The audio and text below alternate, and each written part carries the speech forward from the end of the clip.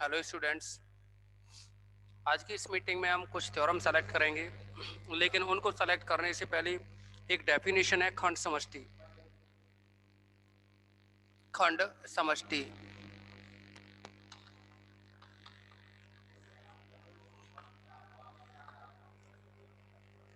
आपको हम पहले देखिए, ये जो खंड समष्टि है ना, ये खंड समष्टि के बारे में जानने से भी पहले एक और टॉपिक होता है खंड ग्रुप। तो खंड ग्रुप कह दो या विभाग ग्रुप कहो। विभाग ग्रुप क्या है? जो वलय थी ना, वलय की ए और बी दो एक्सरसाइज थी, उनमें से ए एक्सरसाइज सिलेबस में रखी है, लेकिन बी एक्सरसाइज को हटा दिया है। फिर भी आपको बता दें कि जो विभाग ग्रुप होता है उसके बारे में। विभाग ग्रुप को समझने के लिए एक कोसेट यानी सहकुलक, सहकुलक अथवा सहसमुच्चय यानी कोसेट, ये समझो। कोसेट क्या होता है? H प्लस ए, अगर योग संक्रिया के लिए है तो H प्लस ए, या कोई संक्रिया हो तो एच ए, जिसमें ये जो एच ए है ना, एच ए जो लिखा जाएगा वो H इंटू ए टाइप का होगा, जहां ए जो एलिमेंट होगा वो जी का होगा। जी क्या है? ग्रुप है। जी क्या है? ग्रुप है। और एच क्या है? लिख दें यहां, यदि एच ग्रुप जी का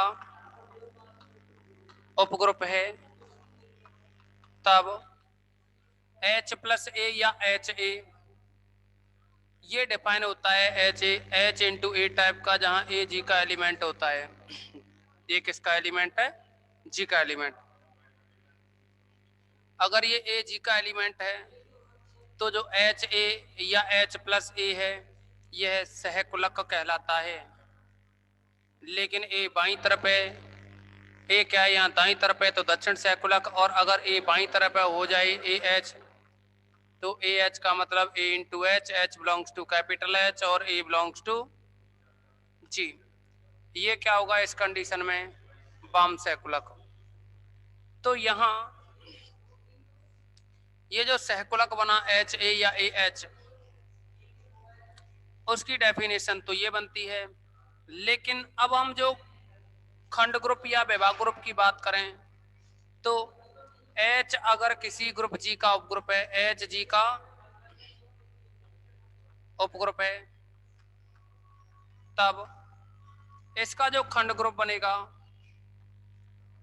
जी वाई एच, जी वाई जो एच है वो है एच इंटू ए टाइप के। अर्थात ये जो सहकुलक है ना, ये जो सहकुलक है, ये जो सहकुलक बना हुआ है, इन सभी सहकुलकों का क्या होगा? समुच्चय होगा। यहाँ जो ए होता है, ये ए है, वो जी का एलिमेंट होता है। ए किसका? For all A belongs to G. एक और बात, यहाँ ये जो कोसेट लिखा है आपने, इसमें जी बाई एच जो बना हुआ है, जी बाई एच, इस जी बाई एच में जो एच है यह तत्समक कहलाता है। क्या कहलाएगा? तत्समक आइडेंटिटी। जी बाई एच का जो तत्समक होगा वो एच होता है। ठीक, तो ये हो गया खंड ग्रुप। खंड ग्रुप जी वाई एच, जहां एच ए टाइप, जो कि एच ए टाइप के अर्थात जितने भी सहकुलक हैं, यहाँ दक्षिण सहकुलक लिख दिया है, कोई दिक्कत नहीं, आप वाम सहकुलक भी इसमें लिख सकते हैं। यानी इस टाइप के जितने भी आपके जो कोसेट होंगे एच ए टाइप के, उन सभी का कलेक्शन खंड ग्रुप कहलाएगा, जिसको जी वाई एच से व्यक्त कर देते हैं। और एच जो होता है वो तत्समक होता है। मैं फिर कह रहा हूँ यहाँ कि जी वाई के में जो एच है वह तत्समक होगा। अगर आप जी वाई के करें तो यहाँ के तत्समक होगा। ठीक, इस बात को ध्यान रखोगे आप कि जो एच या के जो अपॉन में है वो क्या है? तत्समक अवयव होंगे। अच्छा, अब क्वालिटी तो सभी के पास अच्छी होगी, वैसे कोई दिक्कत नहीं। अब देखो, ये जो खंड ग्रुप बताया, ये जो खंड ग्रुप है जी वाई एच या जी वाई के, जो भी है ये खंड ग्रुप। अगर हम समष्टि के बारे में बात करेंगे, यहाँ हम समष्टि के बारे में बात करें तो जी की जगह तो क्या है? समष्टि वी लें। जी की जगह समष्टि क्या ले लें? V ऑफ F, और जो H है यहाँ उस H की जगह अगर हम W लें, H की जगह क्या लें हम W, तो यहाँ देखिए माना V ऑफ F एक सदिश समष्टि है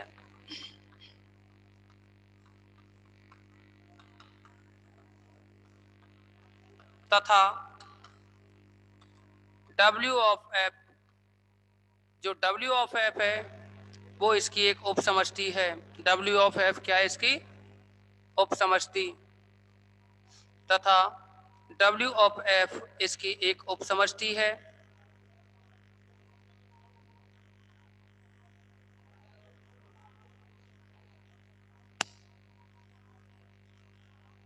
तथा W ऑफ F इसकी एक उप समष्टि है।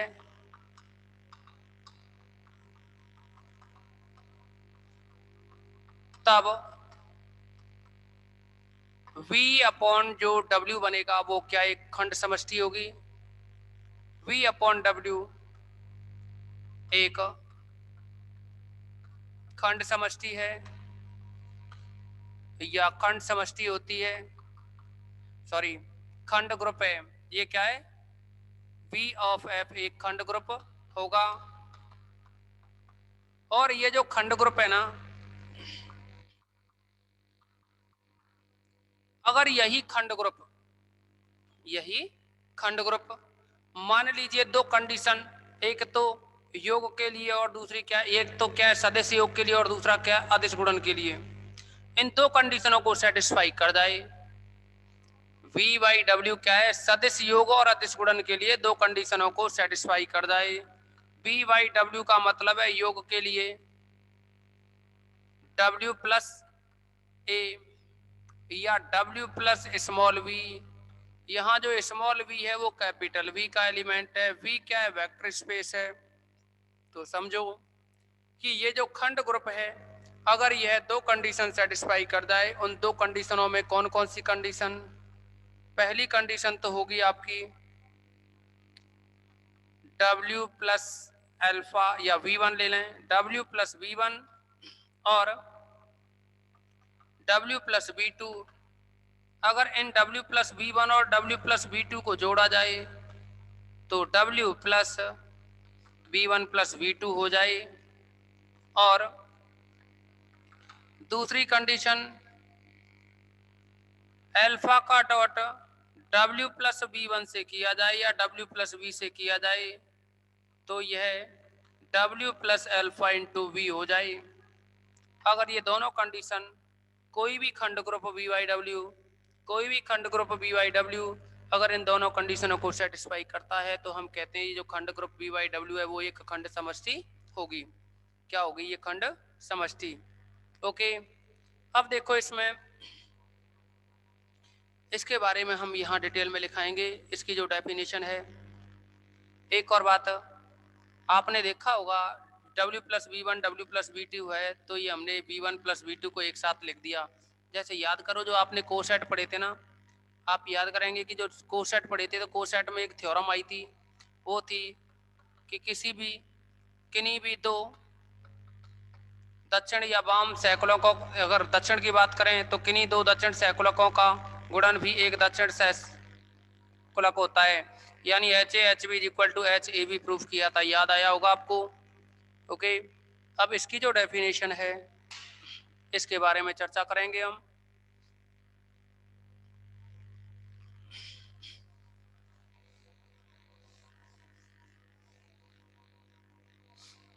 केवल ये तो समझाया था आपको।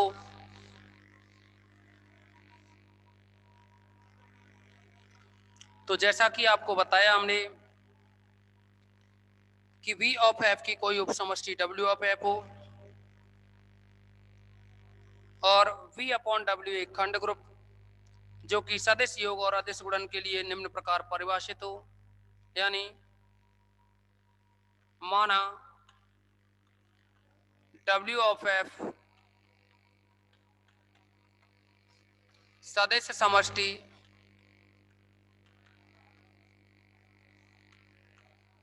V ऑफ F की एक उपसमष्टि है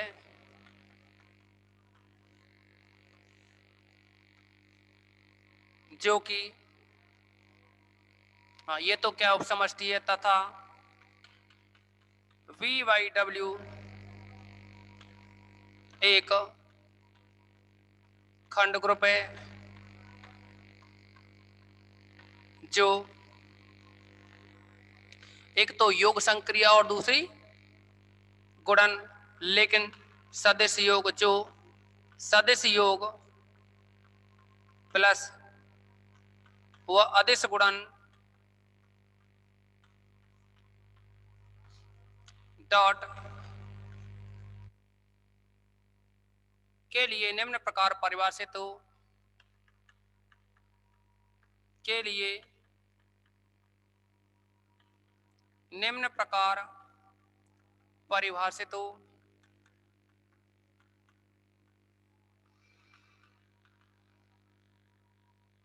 अब निम्न प्रकार में किस तरह से समझो,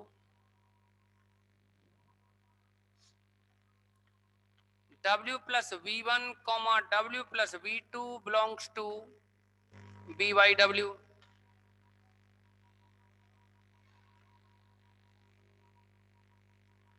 यानी for all W plus V1 comma W plus V2 belongs to BYW के लिए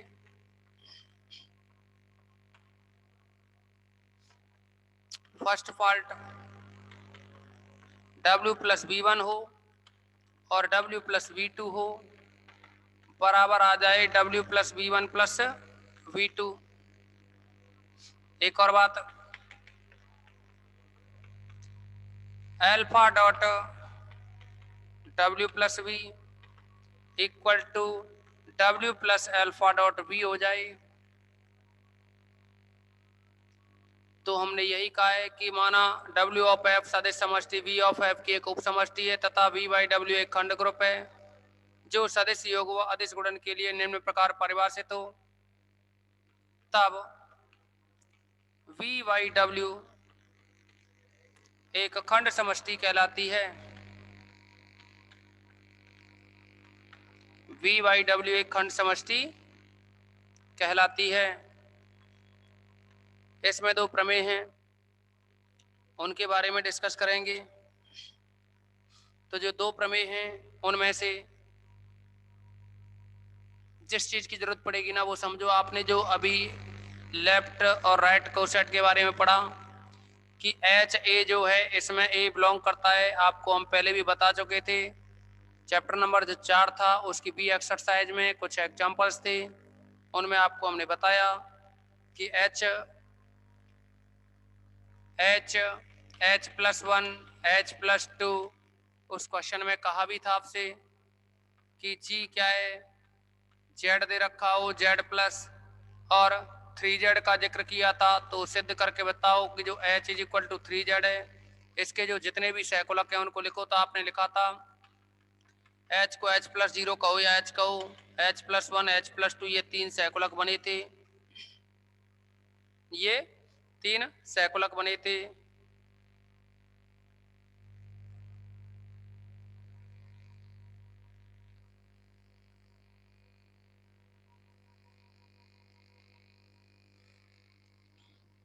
नहीं है, कभी कभार प्रॉब्लम आती है ना आपको, एक आधे स्टूडेंट को थोड़ी बहुत देर के लिए, ऐसा तो दिक्कत नहीं है सभी को। अब अच्छा, अब देखेंगे इसमें, इसका आप स्क्रीनशॉट लें जो भी बोर्ड पे लिखा हुआ है। अब यहाँ से आगे हम थ्योरम का डिस्कस करेंगे। हाँ, यहाँ जो हम बात बता रहे थे ना आपको कि HA हो या H प्लस A हो, तो इस H प्लस A में A बिलोंग करेगा। A क्या है, H प्लस A में बिलोंग करता है, और A H प्लस A में बिलोंग करता है। दूसरी बात, अगर H प्लस A और H प्लस B ये जुड़े हुए हों तो इसका मतलब है इसको H plus A plus B लिखा जाता है। H plus A H plus B अभी अभी बताया ना, इस प्रॉपर्टी के अकॉर्डिंग ही समझ लो। H प्लस A, यहाँ H की जगह W है, तो H plus A H plus B हो तो ये क्या लिख जाता है, H plus A plus B।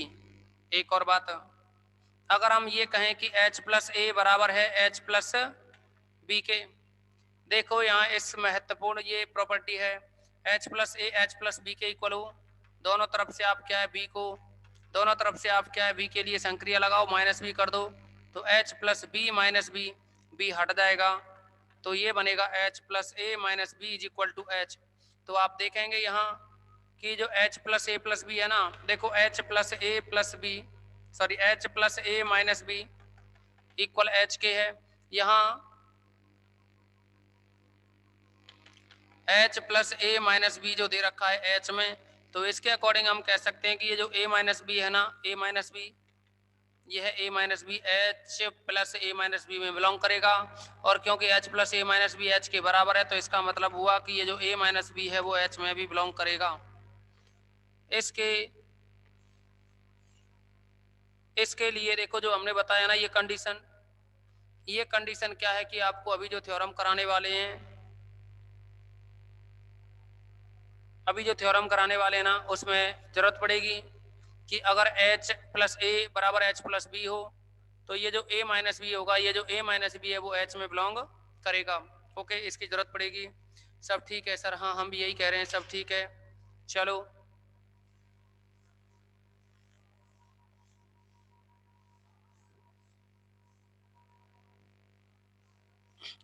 आपकी हो सकता है 1 तारीख से ऑनलाइन क्लास, वो सॉरी ऑफलाइन क्लास स्टार्ट कर दें। अभी ऊपर से आदेश आ जाएगा तो ऑफलाइन स्टार्ट हो जाएंगे, लेकिन तब तक ये बुक कंप्लीट हो चुकी होगी आपकी। ओके,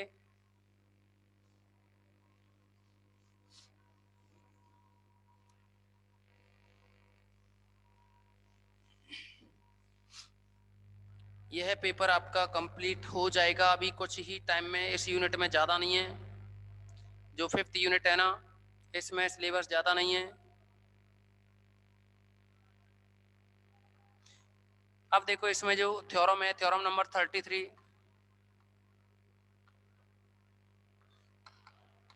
बहुत ही अच्छी थ्योरम है। यदि W ऑफ एफ सदिश समष्टि V ऑफ एफ की उप समष्टि है, यदि W ऑफ एफ सदिश समष्टि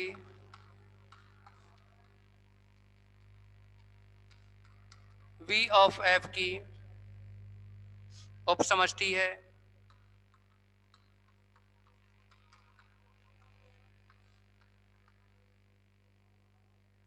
तब W के V में सहज समुच्चय का उप समुच्चय, तब W के V में सहज समुच्चय का समुच्चय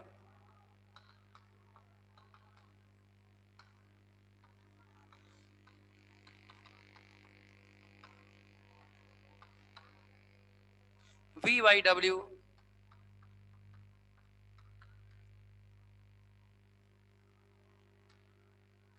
W plus V belongs to capital V, field F plus dot पर, फील्ड F प्लस डॉट पर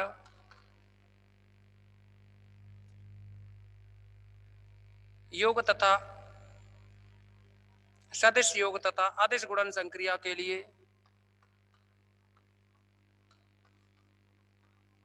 सदिश योग तथा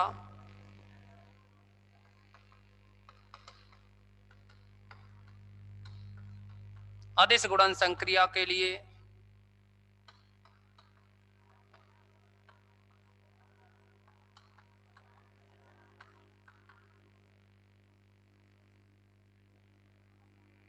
अदिश गुणन संक्रिया के लिए जो कि निम्न प्रकार परिभाषित है।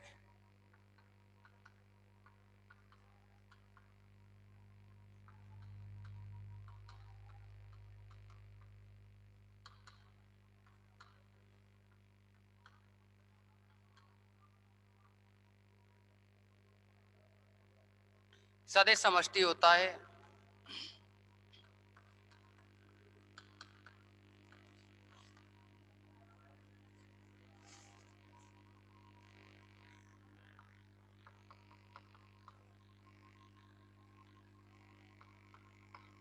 और जो संक्रिया दे रखी हैं वो दे रखी हैं आपके लिए W plus V1 plus W plus V2 is equal to W plus V1 plus V2। Okay, इसमें सेकंड और है, इसमें सेकंड है और कंडीशन है V1 V2 जो है वो V के एलिमेंट हैं। सेकंड नंबर की है alpha dot W plus V is equal to W plus alpha dot B, alpha belongs to F comma V belongs to capital V. इतना है। देखो ये तो आपके सामने थ्योरम है। 1 तारीख से ऑफलाइन सभी में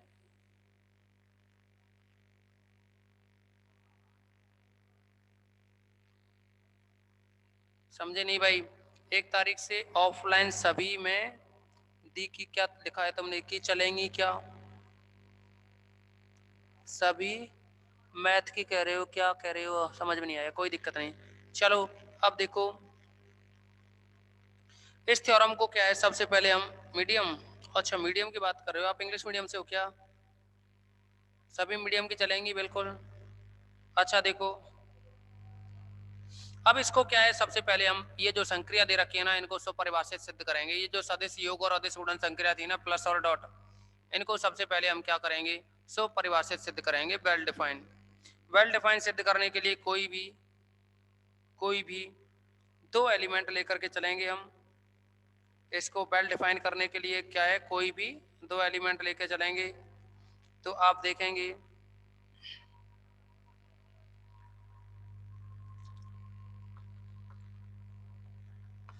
सर्वप्रथम हम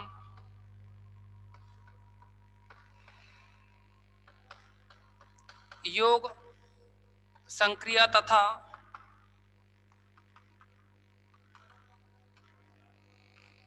गुणन संक्रिया को सुपरिभाषित करेंगे। सुपरिभाषित करने से मतलब है कहीं ऐसा तो नहीं है कि ये किसी एक विशेष सेट के लिए ही लागू हो रहा हो ये कंडीशन। सबसे पहले हम ये चेक करेंगे कि ये सुपरिभाषित है या नहीं, यानी किसी एक विशेष सेट के लिए ही कहीं हो जाए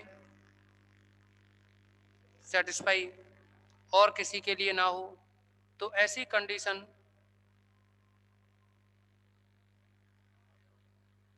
ऐसी जो कंडीशन है ना, इससे बचने के लिए चेक करेंगे कि क्या ये जो फलन हम लेकर के चल रहे हैं क्या ये हमारे लिए फलन v ऑफ f से w के यानी v बाई डब्ल्यू जो दे रखा है यह वेल डिफाइन है या नहीं है। तो v बाई डब्ल्यू को वेल डिफाइन करेंगे सदिश योग और अदिश गुणन के लिए। तो हम v बाई डब्ल्यू के कोई भी 2 एलिमेंट लेकर चलेंगे। v बाई डब्ल्यू है ना, इसके कोई 2 अवयव लेके चलेंगे।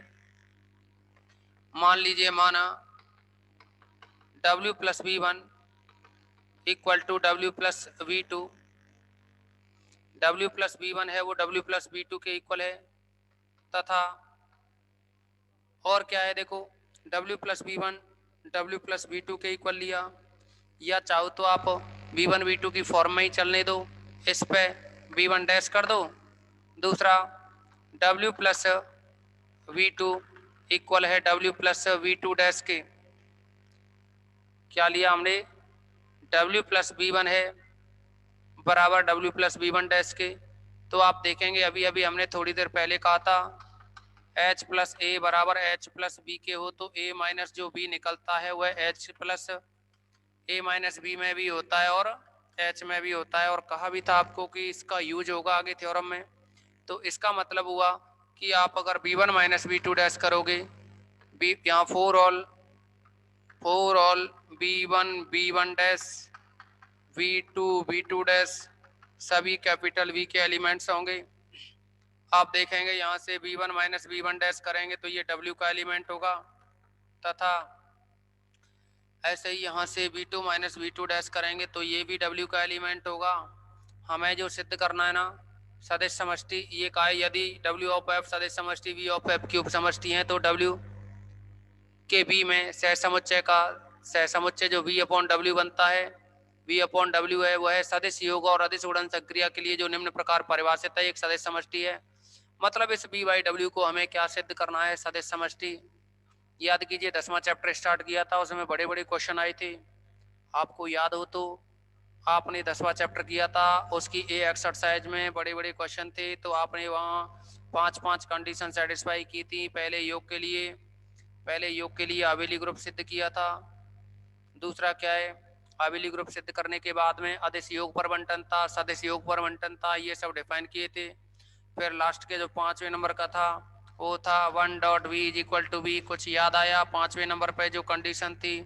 तो कहने का मतलब ये है कि इस थ्योरम में हमें वो सभी कंडीशन सेटिस्फाई करनी होंगी। ओके ओके ठीक है।